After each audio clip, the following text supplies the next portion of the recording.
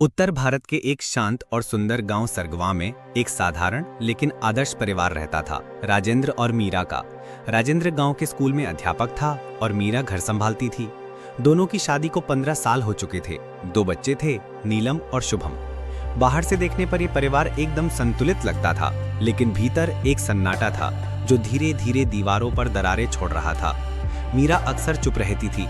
वो राजेंद्र से बहुत कुछ कहना चाहती थी, लेकिन कह नहीं पाती थी।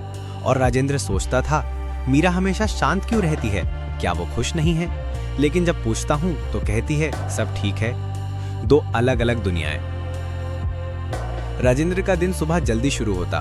बच्चों के स्कूल, खुद की पढ़ाई, गांव की राजनीति और पंचायत की झमेलों में उलझते उलझते वो खुद को बहुत थका हुआ महसूस करता।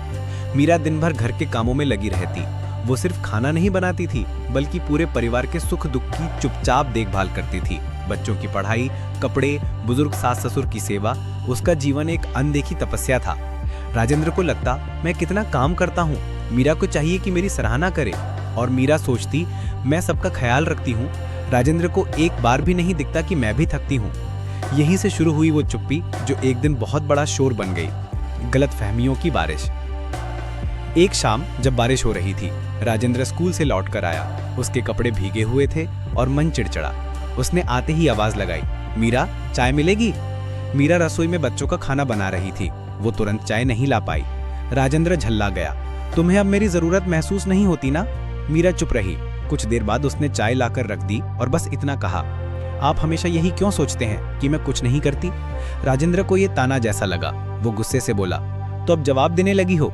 तुम्हें समझ नहीं आता, मर्द घर चला रहा है, तुम बस 4 बर्तन घिसती हो और खुद को देवी समझती हो।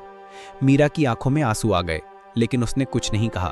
उसने रसोई की खिड़की से बाहर देखा। बारिश अब तेज हो चुकी थी, उसकी आंखों से भी। पुरुष की सीमाएं।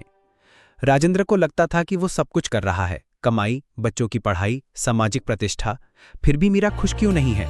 उसे समझ नहीं आता था कि स्त्री सिर्फ रोटी और छत से नहीं जीती, वो समझ से, संवाद से और स्नेह से जीती है।